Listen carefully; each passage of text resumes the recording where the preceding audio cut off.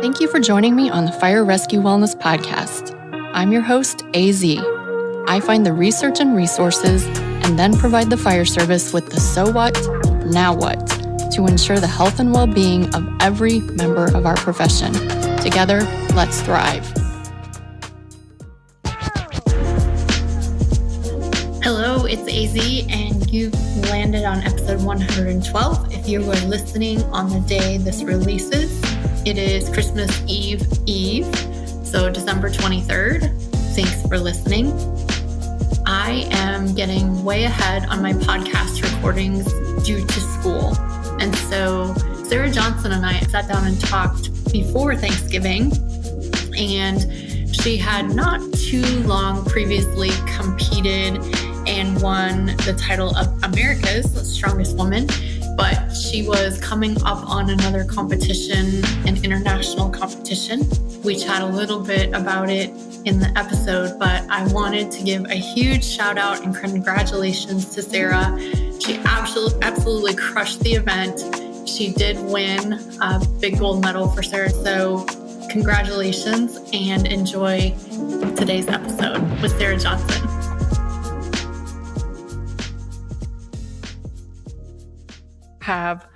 You have training in 1 hour? Kind of, sort of. Training on Sundays, well, training any day of the week is pretty much just whenever we want to go there, except for that I do work Monday through Friday, so I can't be there till 3. But on Sundays, it's basically whenever we want to train. We used to train at the same exact time. We'd start at 2, and I started pushing it earlier and earlier, so we weren't there at 6 o'clock on a Sunday. Preach it, girl. But yeah, when we get done, I'm gonna hop in my truck and head to the gym for either my last or next to last session till we go. Oh my God. Okay, before we go any further, I have to introduce you. First of all, listeners, welcome back to the show. Second time guest. It's been almost 3 years. Coach Sarah Johnson. Say hello to everyone. Hey guys, how's everybody doing? They're doing great because they're excited to hear from you, just like me.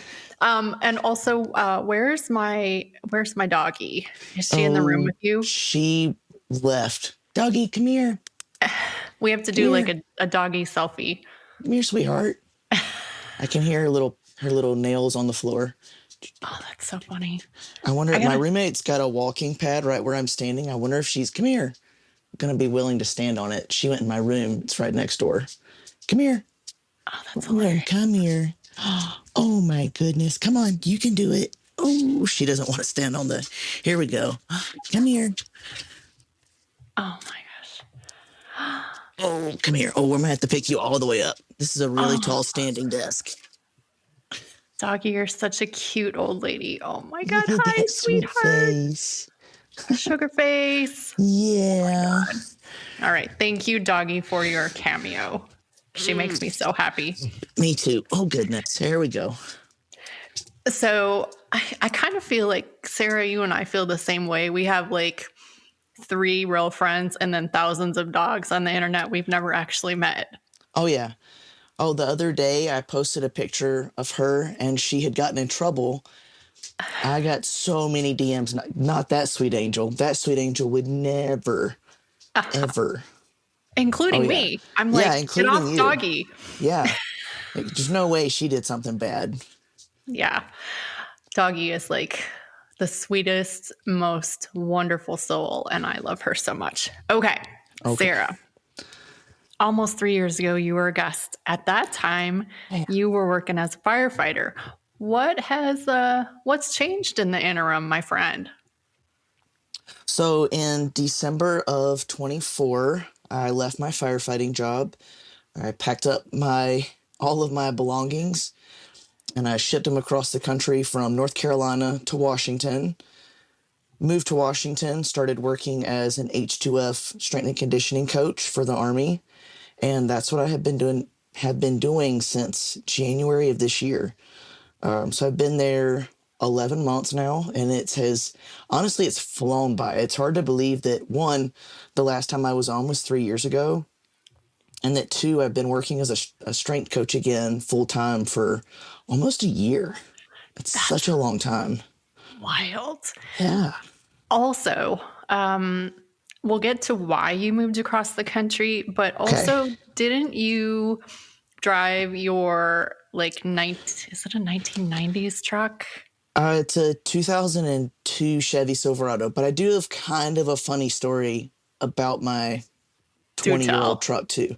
Do Okay, tell. so I had a navy blue 2002 Chevy Silverado, and they're one of the best models of that truck that's ever been made. I will stand by that till the day I die. Those trucks routinely, when I sold that truck, it had 350,000 miles on it. And That's it still wild. ran great. I was getting a little bit scared that something was going to happen, especially because I was getting ready to drive it across the country. Um, Yeah. so I had that truck. Truck was running really great. It didn't have any problems. But it's at that point where it's okay, the transmission, something in the engine is going to go. So I'm at home. I went home for a week or 10 days, not very long, just long enough to celebrate Christmas, see my entire family before I moved.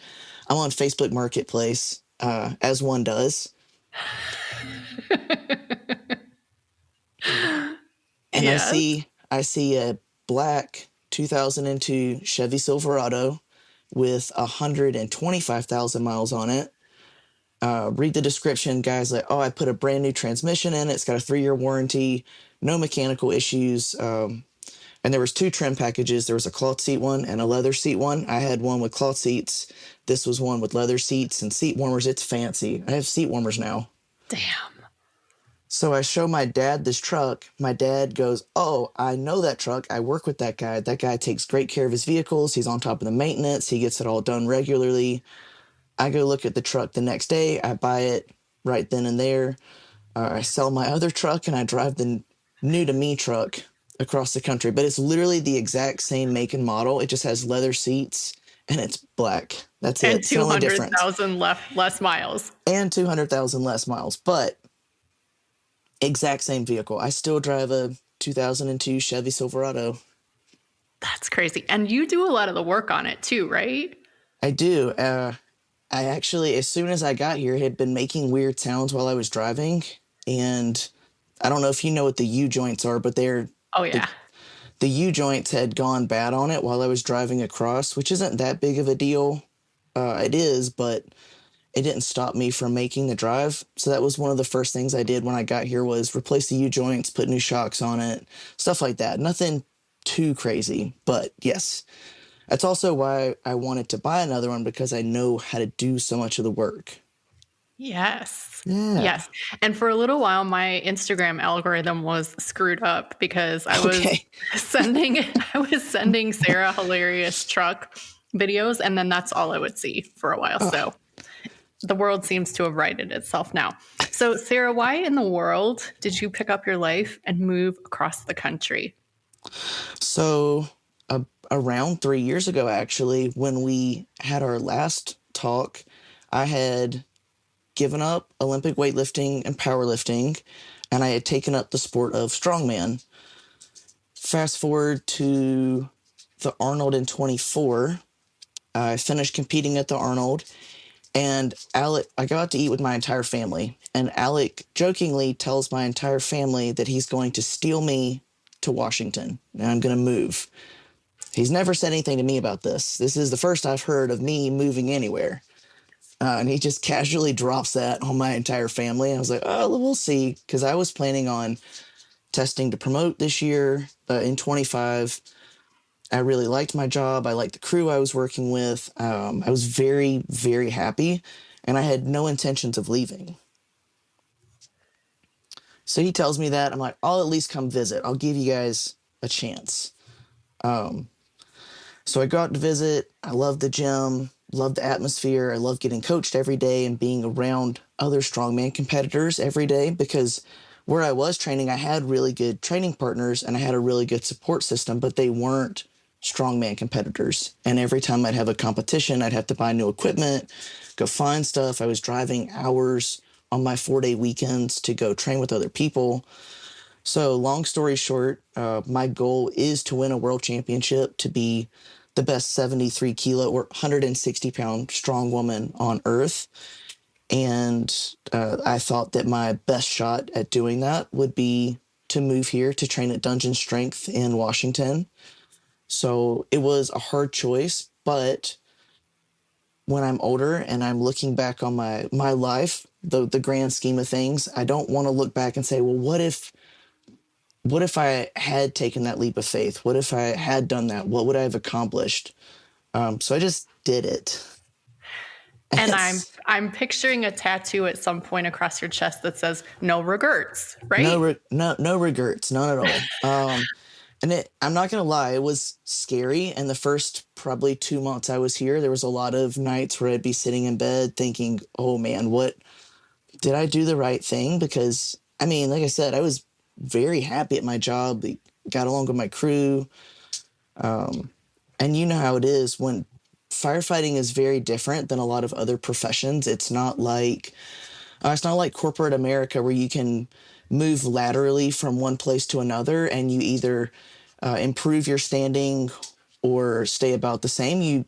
Even if you get hired laterally somewhere, you're starting back over year one. You've got to do another, depending on the department, 4, 5, 6 years before you can test to promote again. You've got to go through a whole hiring process. Depending on the department, you have to go through a recruit school. So it was a huge risk. And I have been offered a firefighting job. I ended up turning it down so I could continue competing the way I wanted to. But yeah, it was a huge risk just picking up and moving everything. I have two directions that I want to go, but I made a note so I wouldn't forget. Tell the Okay. listeners really quickly, who is Alec? Alec Pagan is my strongman coach. He is also, now I'm biased because he's my strongman coach. I would say that he is the best strongman coach on earth. And I would stand by that regardless of who you put up next to him. He has coached, so he coaches, oh man, you know what? I'm not going to dive into his arsenal of strongman and strongwoman athletes, but if you look him up, you will see that he has coached multiple world champions. He has coached people that have won. He coached Inez to win the first Rogue Invitational. He's coached people on the Strongest Man on Earth podium, on the Arnold Classic podium, international.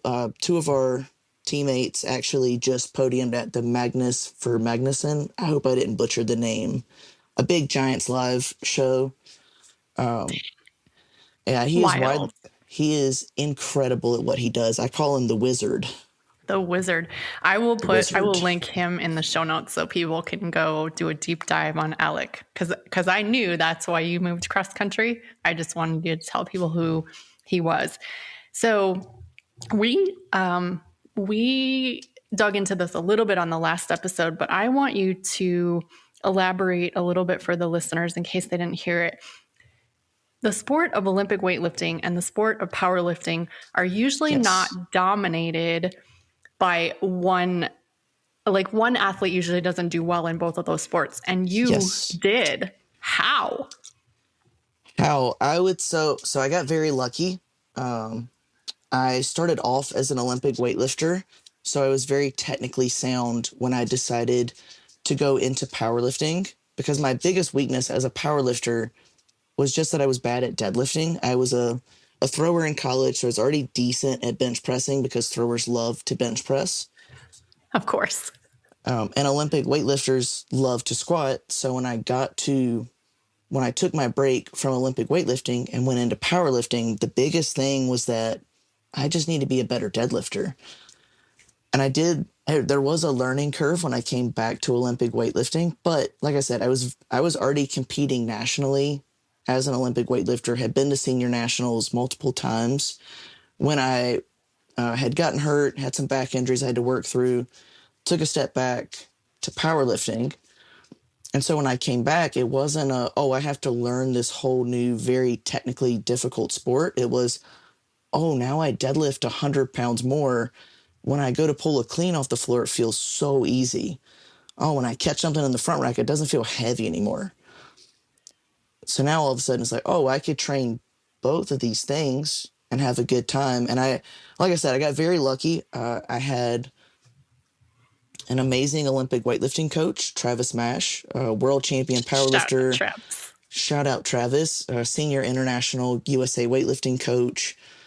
So I had very good guidance along the way with balancing the stressors. And at that time, I was working at a very busy firehouse. So balancing not sleeping and running 10 plus calls a day and trying to train super total, he helped me balance that out. We mixed in, it was a lot of auto regulation style training. So using rep maxes with velocity based training. I had my own flex tracker.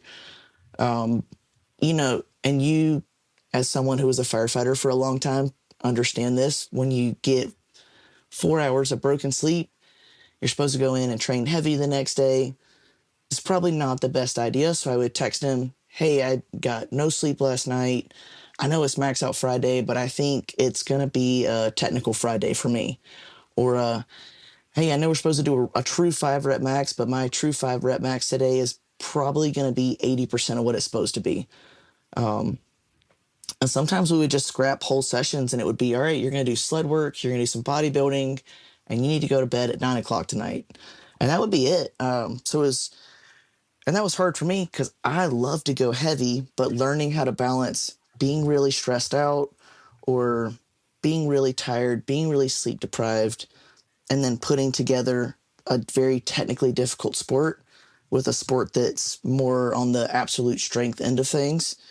It took a lot of balance and learning, and I'm not going to stand here and lie and say I was the best at it, because I really love to go heavy. But after a few months of, oh, I missed 5 snatches today, oh, I missed a bunch of jerks today, I finally learned how to pull back and ease off when things didn't feel good. But I will say being good at both of those sports is the reason that I'm good at Strongman. It's actually why Alec reached out to me originally and was like, hey, maybe you should try this other sport, because you're not, I wasn't the best at either one of them, right? I did win a national championship as a powerlifter. I was probably top 5 in my weight class there, top 5 in my weight class as a weightlifter. But when you're top 5 at a lot of things in Strongman, you're usually going to win the show. Ah, there it is. There it is. That's the secret. I'm going to put a link to Travis Mash in the show notes as well, because he is an incredible human. Such a nice guy. He is. Sarah, just remind me, because I actually have forgotten. Okay. You casually, was it power cleaned? Casually power cleaned an incredible amount of weight at Sore Neck Summer Strong. Do you remember how much? I did. So I did it 2 years in a row. The first year that I went, I did 280. And the next year that I went, I did 285. Travis was given the opportunity to speak at both of those events. And a lot of times when he speaks at events like that, he'll take a lot of his coaching staff and athletes with him. So I got to go as both. I was one of his coaches, but I was also one of his athletes. And he used to tell me all the time, he would say, I love taking you places because you love to show off. And then when you go to actually talk to people, you know what you're talking about. So then you make me sound good too. So I would go and I maxed out my clean in front of the crowd and did 285, which is still a lifetime PR. To be fair, Alec and I don't really push my cleans very much, but yeah, I did 285 for the crowd. Then I back squatted 405 and pulled, I want to say 435 for the crowd too. I went crazy that day. I went crazy. I did not get to see it in person, but my friend George Carbajal, previous guest, was there and he sent me a video and I was like, yes, ma'am. Oh, incredible. Yeah. Incredible. I always love an opportunity which I think is why a part of the reason why I'm a decent competitor is because I get in front of a crowd and I start showing off. I look at the camera, I pump my fist. I think the crowd. You're the most unassuming person I've ever met in my life, too. It's crazy. Sarah, I want to hit on because I'm getting to a big point. I'm getting there, but I want to hit on Okay. the sleep deprivation because you already talked a little bit about it. You talked about auto regulation, but let's back up a few steps and talk not about you in terms of competition, but Okay. you in terms of you're a coach Mm-hmm. and you know what it takes, or I guess what it takes to be a firefighter, the challenges. So you're now the coach talking to the firefighters of the world out there, trying to Okay. convince them they need to maybe back Pull off a back. little bit on the days they're Pull sleep back. deprived. Go, girl. Yeah. You talk about that. It's tough because, every especially firefighters, right? We have almost like a superhuman complex, I want to say. Like we think we're invincible, we think we're the roughest, toughest.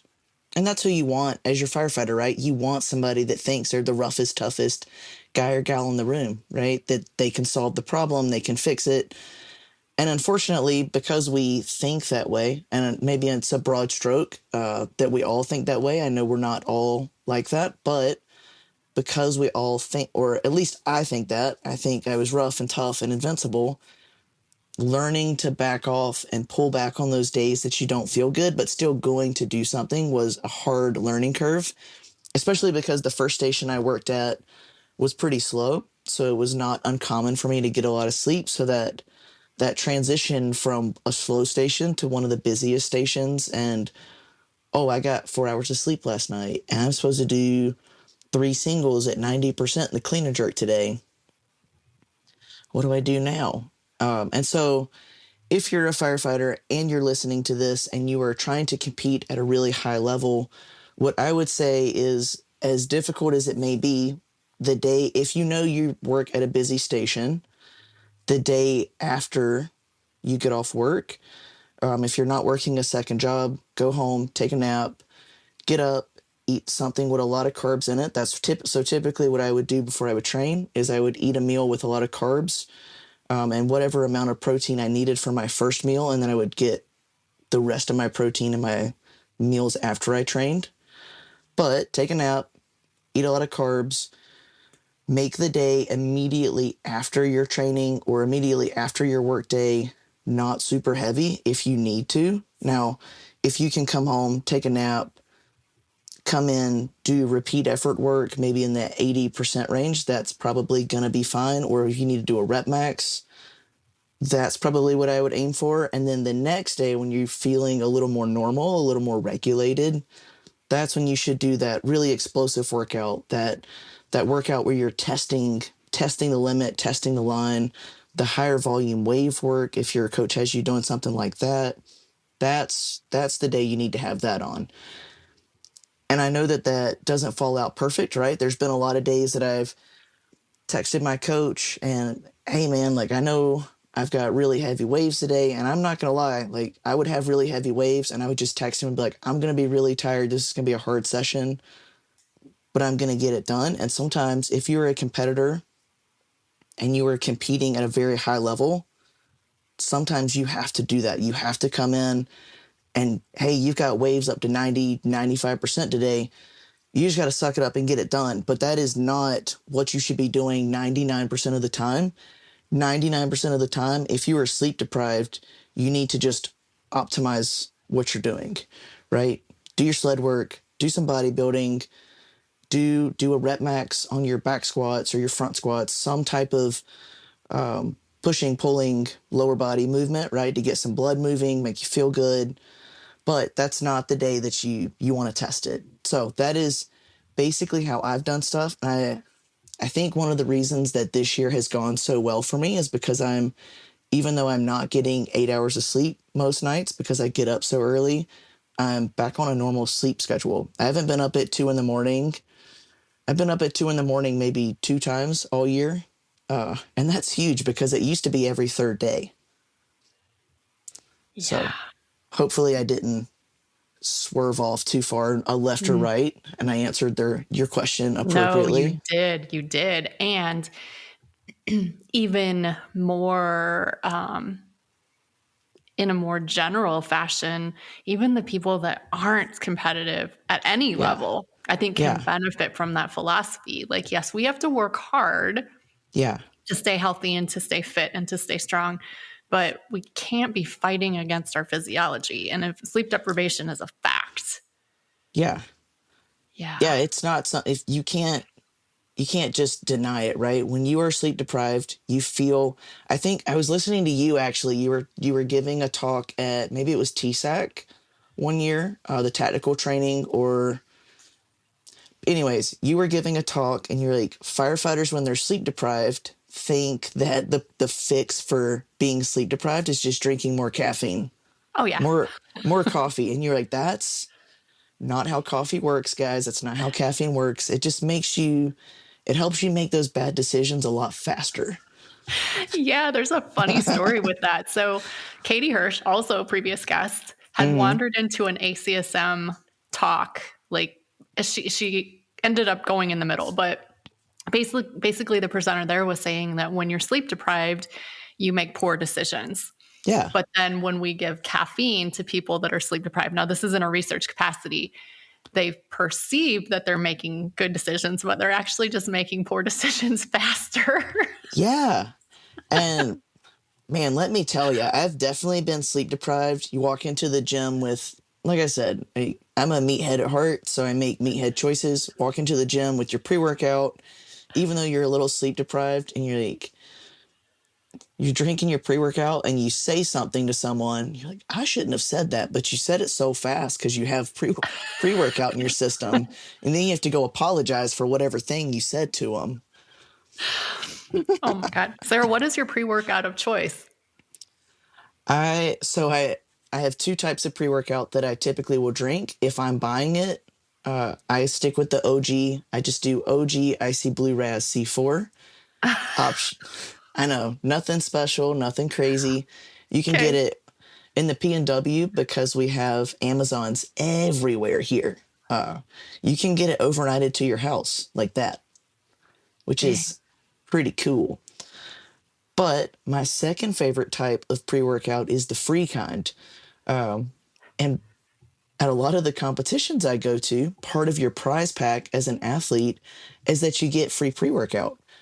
And so I actually just bought my first can of pre workout a couple of days ago for the first time in a year and a half. Because at OSG last year, they gave us pre workout and somebody didn't like the kind that they gave us. So they gave me their can. At World's Strongest Operator, I got a couple of cans of pre workout. At the Rainier Classic this year, I got a can of pre workout. And so I haven't had to buy any for so long. It's been so nice. I That's I such a don't firefighter thing, too. If it's free, it's for me. I know. We'll do a lot of sketchy shit for a challenge coin, a t-shirt, or a free supplement. So I have a funny pre-workout story. I was Okay. looking for, again, a lot of my stories involve Katie Hirsch because she's my conference roomie, but I was looking for essential amino acids that didn't taste like dog turds. And Oof. she's like, yeah, woof is bad. They taste bad. So she's like, hey, this company, it's called Shifted. She was doing a study and those were the most palatable. Mm-hmm. As it turns out, they're the most palatable because there is a small amount of whey protein in there too to kind of take that edge off. But anyway, I ordered these Shifted essential amino acids. And then I was influenced at the checkout to Okay. get like the super cheap pre workout. So it's Mm-hmm. Shifted pre workout. So it comes, it's like sour apple flavor. I'm really pumped. I'm like, I'm going to be a pre workout girl now. And I'm Yeah. like, I'm going to start with half a scoop. Now, did I read the directions? Did I read the ingredients? As a sports nutritionist, I did not. So I started with half a scoop. Sarah, I thought I was going to have a cardiac event. Oh my Like God. What was it in was this? 400 milligrams of caffeine in a full scoop. So I probably had 250 or something like that, which is too much caffeine for this bitch. So I gifted it. I regifted it to my friend James Herman, and he loves it. So Yeah. yeah, Boy. Shifted is a lot of caffeine. Yeah. High stem pre workouts have become super popular over the last 3 or 4 years. It's so frequently now you'll flip a can over and they'll be sneaky about it too. If you've never read the ingredients on Oh, it, it'll say, oh, 300 milligrams from what is it, caffeine anhydrous? Is that how you say it? mm-hmm. Yep. But then it'll have coffee bean extract or green tea. Green tea. it'll have a couple of other caffeine sources. And then if you add it all up, it ends up being four something. There are pre-workouts now with 500 milligrams of caffeine in it, I think. Something crazy. It's like, that's too much. The C4 I take, the regular one is 200 per scoop. And I feel like that's a solid place to be. It's not too Yeah. much. Doesn't make you too crazy feeling. 400's a lot. It's a lot. And listeners, if you're not currently taking pre-workout, we do not recommend that you start. Actually, just a nice strong cup of coffee beforehand is probably real good for you. Yikes. Yeah, you Okay. need to assess your caffeine tolerance before you jump in on just a scoop of C4. And if you are somebody who is looking to get into the fire department, or you've just gotten in and you're about to go do your recruit school workouts and you guys are going on a run, please, for the love of God, don't drink pre-workout before a 5-mile run. You will throw up in the bushes. You will. I promise. I've seen it. I've seen people do it. You might Just, poop in the bushes too. you might. So don't do that. Just drink some orange juice or some Gatorade and go on the run. Oh, Lord have mercy. This is a tangent, but at least in Yeah. Oklahoma at official, I think it's OSFA, Oklahoma State Fire, whatever, events, they have disallowed energy drinks on those training grounds, which I think is awesome. Oh, interesting.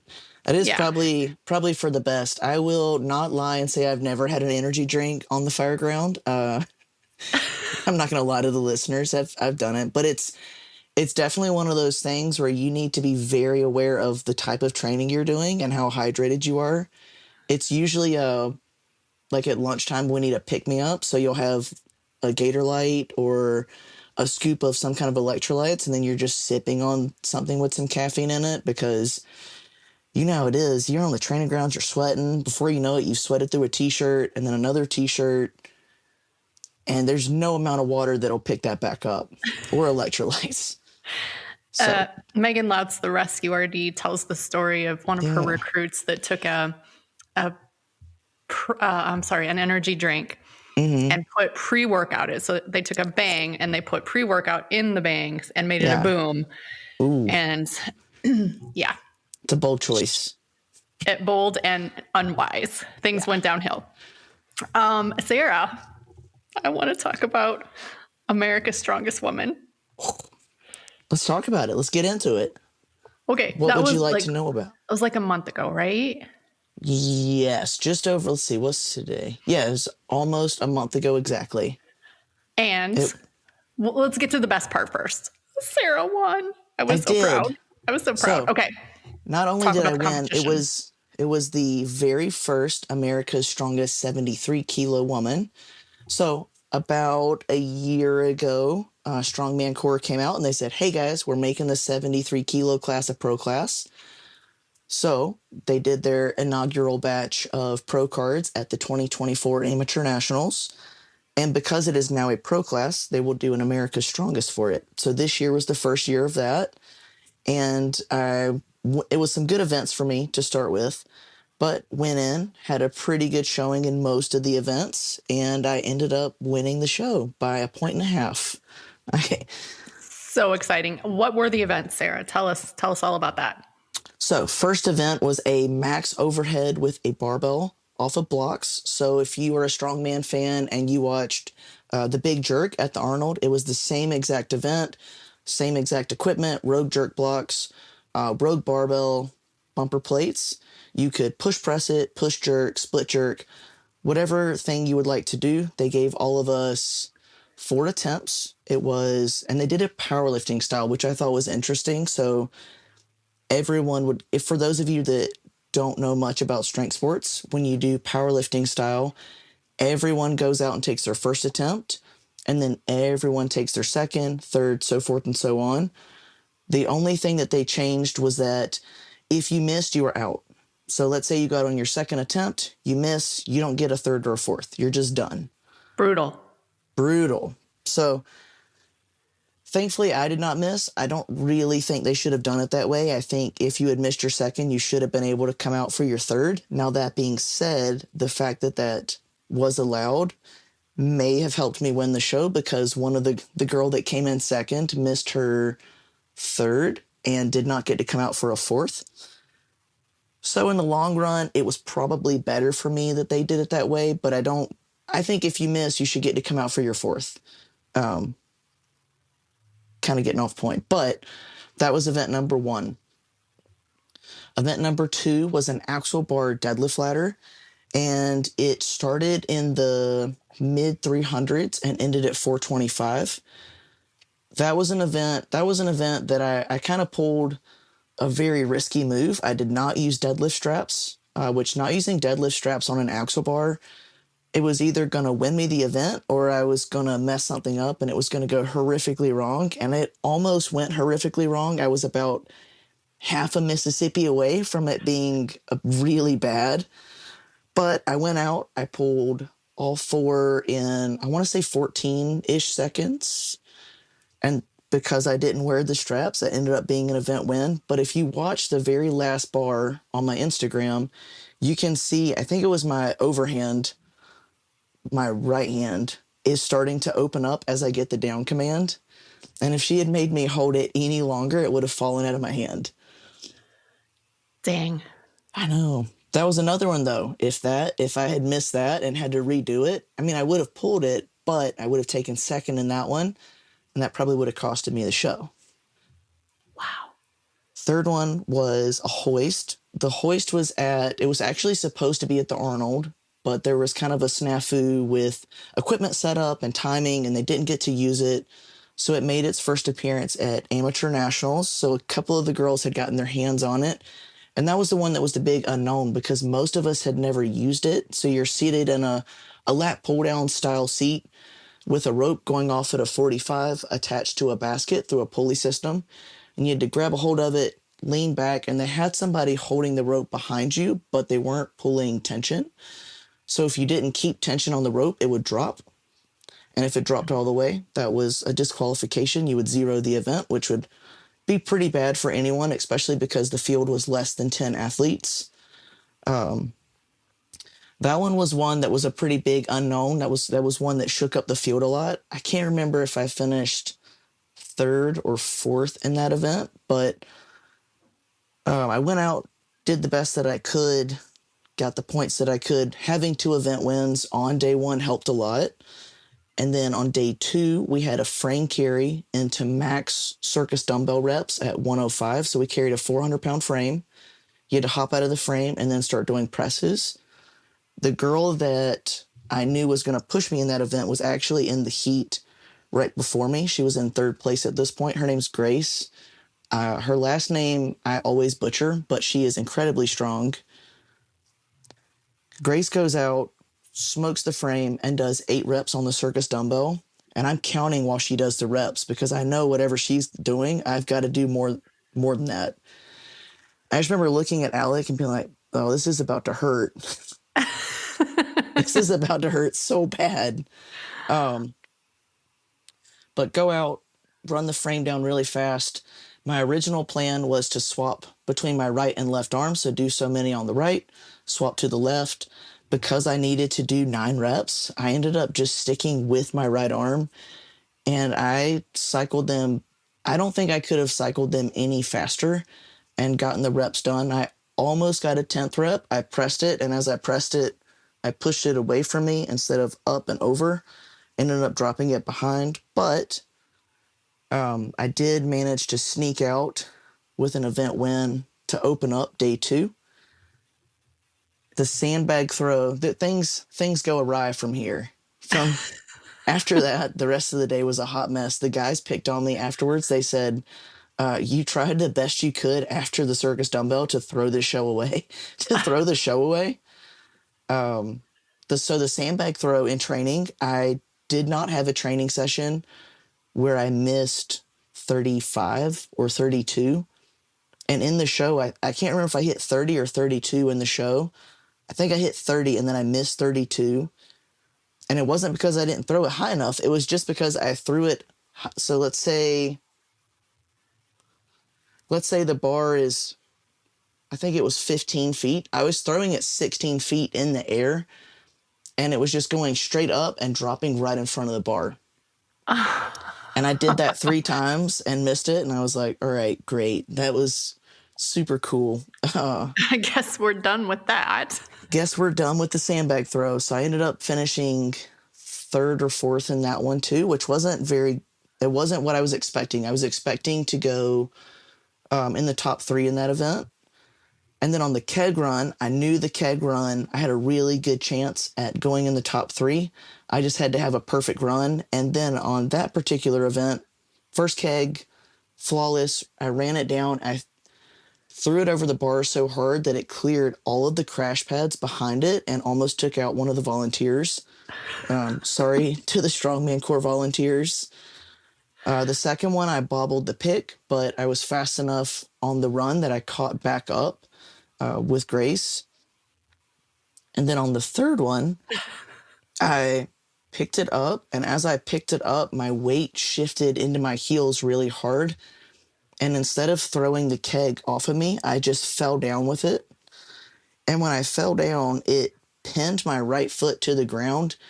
And, you can roll your foot underneath. Like you can fold your foot up underneath you, but mine folded up like a taco. And when it folded up, honestly, I'm really lucky I didn't tear my ACL or my Achilles or something much more important. But when it folded up, I felt it crack like a glow stick. Yeah, it felt really good. Not. It felt it happened, and I immediately knew that was not good. But I also had so much adrenaline running through my system that I knew it did not matter how bad it hurt. I had to finish the event. And in that moment, when I repicked the keg up, it didn't hurt that bad, but every step I took towards the bar, the pain got worse. And so I get there, put the keg over the bar, immediately grab the crossbar, and just fall down. And honestly, it hurt so originally, because of the way the pain felt, I thought the keg had fallen and smashed the inside of my foot. I thought it fell on the inside laterally and just basically crushed everything together. After going back and watching the videos, that's when I found out that I actually rolled it up the way that I did and had the compression. Ended up having a hairline fracture, an avulsion fracture, and tearing a ligament in my foot.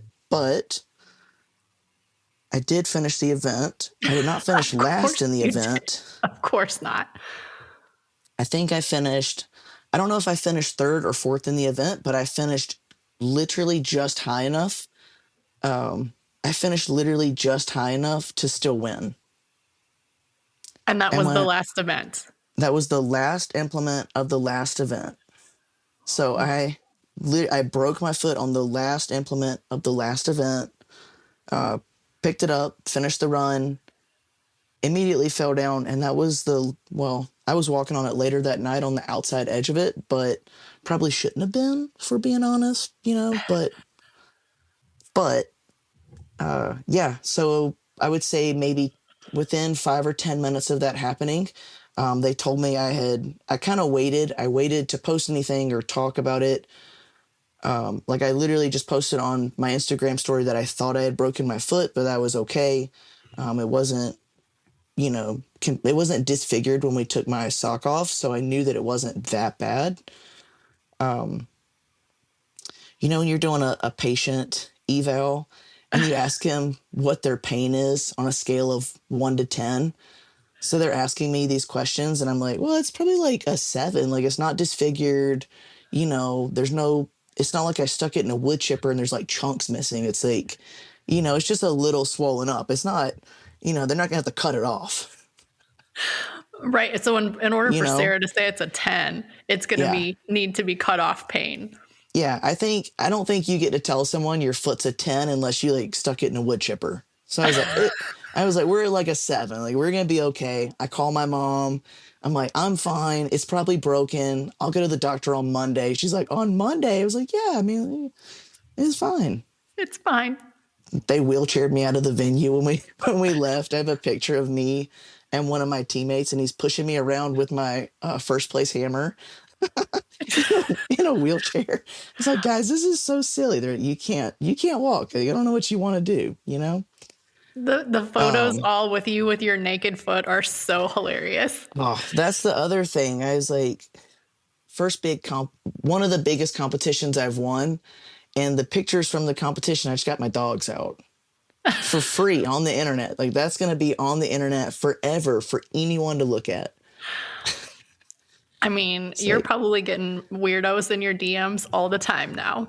oh yeah. Well, not really. Thank the Lord. Thankfully, I have managed to miss all the weirdos in my DMs. My DMs are, for the most part, totally fine and just my friends. We're the weirdos in your DMs. We're yeah, scolding me for scolding my dog. Don't you dare talk to that precious angel like that.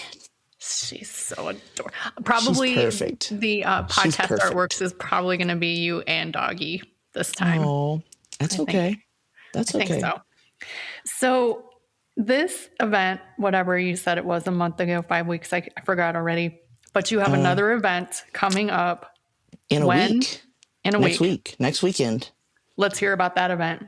So that is the official Strongman Games, and the official Strongman Games is so Strongman's kind of weird. It's kind of like, the best description I've heard of it is that it's kind of like golf in that there's multiple air quote world championships. And so you have to look at these big events as the same way you would look at the majors in golf. So you've got the US Open, you've got the Masters, you've got, all these ones that, you want to win. And so the official Strongman Games is one of those, right? It's one of the biggest titles in our sport. It was for a long time the biggest world championship that you could win, because it was the only 70, well, there was two 73-kilo shows that included pros and amateurs, and it is the longest standing show that has included 73-kilo amateurs and pros. It is also the show that typically draws people from the furthest corners of the earth, right? So the Arnold does have international draw. It does pull people from Canada, South America, Mexico. I know once in a while people from Europe will come, but usually the Europeans do not come to the Arnold. I'm not 100% sure why. I don't know if it's because it's so close to the official Strongman Games and it's just expensive. But either ways, the official Strongman Games is one of the biggest four shows for the 73-kilo women. And I just looked at the roster the other day. There's 7 or 8 different countries at least being represented in my weight class. And there are far more than that being represented throughout the entire show. I want to say it was 20 something countries will be represented at this show. It'll be 3 days, 6 events, which isn't really too bad events wise. It's not that many. And the events are all, there's no max events in this show. It is all doing things for time or doing things for reps. And part of that is because there's such a huge draw at this show that if they didn't do that, they would get way, way behind. So when you do a max event, it typically takes a lot longer. And doing a max event with 10 people for 8 classes, we would be there all day. So because of that, all the events, so we've got a Trump style log for reps, which just means if you have a log at 100 and 150, any reps on the 150 log will beat a million reps on the 100-pound log. I believe in my weight class, the log weights are 150, 175, 200, somewhere in that range. I just know that the heaviest one is 200. We have a frame carry for 100 feet. The frame carry is 450, and the frame itself is a little bit wide, so I think it also presents its own challenge, especially if you're a shorter competitor within the class. Because as you know, and as many listeners know, a snatch grip deadlift versus a conventional deadlift is substantially harder. So think about that same concept when you're carrying implements. If you have an implement that moves your arms way far away from your body, and I don't think this one for me will move it way far away from my body, but some of the shorter competitors it will, and it is much more taxing to grip. We have a sandbag steeplechase, which just means that there's going to be, I believe they're going to be using wooden hitch post, basically. And you have to run up, throw the sandbag over it, go over, under, or around. It's an athlete's choice. Pick the sandbag up again, and then load it over another post at the end. Come back, wash, rinse, repeat with a heavier sandbag, so that'll be fun. It'll be fun to see who decides to go over, under, how people attack that. Because I believe the clearance under the hitching post is, in my weight class, I want to say it's 30 something inches. So if you're a larger, not very mobile athlete, it might be better to go over. And for some of the shorter girls, going over might be a challenge. Let's see. What do you think you're going to do? I'm going to do what my coach tells me to do because I'm a good athlete, but I would really like to throw it. And as I throw it, put my hands on the hitching post and jump over it. Yeah. All right. To be determined. But to be determined. It'll also depend on what the clearance looks like underneath of it, because if the clearance is as low as what my friend has told me it's going to be, it may be better to jump over and not try to dip under it. We have a deadlift ladder on deadlift bars, and this deadlift ladder starts at 400 pounds and it ends at 530. Dude. So it's going to be that's going to be a big differentiator, because pulling 500 for a single on your best day is pretty cool, but pulling that or 530 after pulling, let's say 550 is your best ever. So you're pulling, 3 deadlifts between 85% and then 100%. And there's not many, I don't know if there's any girls coming to this show that pull 550. I know there are several that pull between 500 and 530. So for most of us, that last bar is going to be pretty close or at our 1 rep max. So getting through the 3rd bar fast and then getting the 4th bar is going to be huge in this show. Yeah. Wow. Yeah. Also, that for our weight class, that will be 2 pulls at or above 3 times our body weight, which is, in the strength world, pulling 2 times your body weight is a huge accomplishment. Pulling 3 times your body weight is just unreal. Superhuman. Yeah. So the absolute strength that the women in this class have is insane. Yeah. So we have a circus dumbbell ladder. It's pretty heavy. It ends at 130 pounds. So once again, pressing upwards of 80% of your body weight on one arm it's a pretty crazy thing to do, especially at the end of a ladder. And there are multiple girls that I think will finish it. And then our last one it's kind of like the hoist from America's. We have a natural stone ladder. None of us have gotten our hands on these natural stones yet. And not only that, the natural stones that they're giving us are, because they have to match, because we're doing head-to-head, they're man-made natural stones, which I know sounds weird, but basically this guy made molds that looked like natural stones, made them out of concrete, and they're also loadable. So that's also the big unknown, is how is the weight going to shift in the stones? Is it going to feel like when you pick up a keg and you can feel the sand and the lead move inside of it? Or is it going to be packed tight? Or there's a lot of unknowns with that one. It's a very short time capped event. It's 5 stones in 60 seconds, which I don't think most people are going to finish it. I would be very surprised if anyone in my weight class finished it. There's only 1 or 2 girls that I would even guess could finish it. And I still don't think, with the amount of time that we're being given, and the fact that we're not going to be using tacky, which, if you're not a strongman competitor, tacky is basically like super glue that you put on your arms that glues you to a stone, and it makes it substantially easier to pick them up. So if you ever watch the stone runs at World's Strongest Man and they've got all this goopy stuff on their arms, that's what that is. And it's a tool in the toolbox. But it is a tool that makes picking the stones up a lot easier. And those are the events for this show. So there's a couple of unknowns, a couple of fun things mixed in.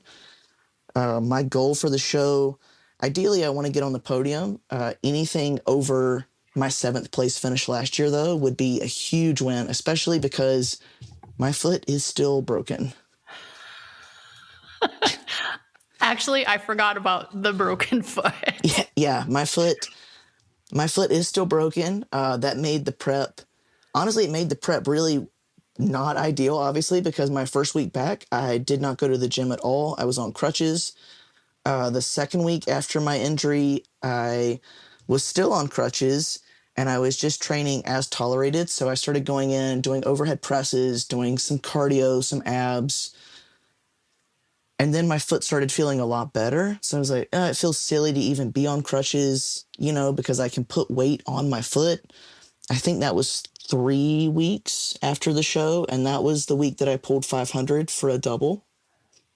So I pulled 500 for a double on a broken foot. I've done both of the moving events one time. We waited until last week because I had to get my scan results back. I didn't know until about a week ago how bad the injury was. And we wanted to make sure that whatever it wasn't my foot wasn't going to basically explode when I ran on it. I'm not sure we actually know that, Sarah, based No, on your but results. I mean, the medical team that I work with is pretty confident. They're like, you may make it worse being at Worlds, they said, but they're all comfortable with me going. They're all comfortable with me doing what I do. I think they all also realize that I'm going to go either way, so they can either be with me or be ignored. So that's probably not the best attitude to have. And I will say that if my scan results had come back and they couldn't have come any closer on my radiology report to saying rub some dirt on it than they did. They called all of the fractures either tiny or small or minor, or they described them as not very big in nature, right? So they had to do a CT scan because you can't even see the fractures on an x-ray. You could barely see some little spots that they were kind of worried about, which is why they even did a CT scan. So I think the avulsion fracture is not a full fracture or a full detachment of whatever ligament or tendon it was. I think it was just a very minor, like it pulled a piece of something off, which I remember there being a blurry spot on my x-ray, and that my doctor was like, that's probably something, but we need to get some better results. But I've run on it. I don't have any exacerbations and pain when I do the moving events, which is another reason why they're totally comfortable with me going and doing the event, because I will be honest, if it made it substantially worse every time I trained, or if every time I trained I left the gym walking with a much, much worse limp than I walk in with, then I probably would have just called it and not gone to the show. But I'm not having that. It's not swelling up after training. I don't have any sharp pain when I do any kind of movements. There's a few things that I still can't do, but overall, we've gotten to the point where the fractures are getting pretty close to the end of their heal time or their healing window. So in theory, when I go to compete next weekend, it should be pretty close to healed. The ligament injury is the thing that's kind of the unknown. We don't know how long that's going to take. I don't know how serious the ligament injury is. It doesn't say on my scan, but it does say injury. It doesn't say full detachment or full tear. And I didn't have initially after the injury, the type of injury I have is called a Liz Frank injury, and it's a tendon that holds some of the metatarsals together. And apparently, if you tear that ligament, it's very common to have bruising on the top and bottom of your foot, close to where that ligament is. And I did not have that, so I don't think I have a full tear of it. I think I just have either a very bad sprain or a small tear. I know it's not going to be 100% when I go to the show, and I know when I come back, I'll probably have to do a few weeks of rehab work, but I'm very, very confident that everything's going to be fine, and I'm not going to make it worse doing my 2 moving events at the show. Sarah, I have a special assignment for you. I Okay. would like you sometime in the future, not distant future, near future. Okay. I would like you to try to get a DEXA scan because I want to know what your bone density is. You are so Yeah. strong. I bet your bone density is wild. That's actually something one of my friends knows where to get one for relatively cheap. I think one of my training partners, gets them done for like 30 or $40. And I've been meaning to go get one done because I am also curious what my bone density is. And osteoporosis runs in my family. So I think it's pretty important that I'm at the age now where I probably need to start tracking it and not looking at it. Because I track my lean mass and my body fat through the InBody, but I will do that and I will keep you updated. Yeah, because I bet it's crazy, crazy good. Yeah, I genuinely think that my bones being dense is the only reason because the injury that I have or the injury that I had, most people would have had a much worse compression injury or a much worse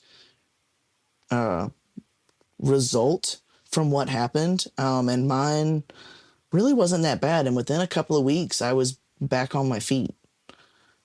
It's like if a keg got dropped on the Hulk's foot. He's just going to Hulk Kinda. smash it right off of there. Yeah, you just pick it up and you just keep going. Yeah, just keep going. Well, I think what I'm going to do, Sarah, is so this episode isn't going to come out until almost Christmas. So I think what I'm going to do is wait to record the introduction until I have the results from your competition. Ooh.